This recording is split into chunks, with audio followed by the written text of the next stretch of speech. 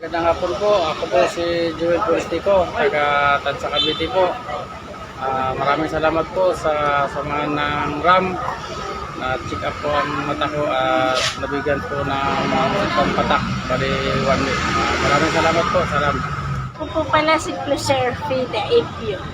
Maraming salamat sa pagtulong nyo sa akin, Ram. Na-check up ako na walang bayad. At sa susunod na linggo ay magkakabalik ulit ako. Magandang hapon po. Ako po si Lisel Midiana. Nagpapasalamat po ako sa grupong RAM na napacheck up na po ang mata ko.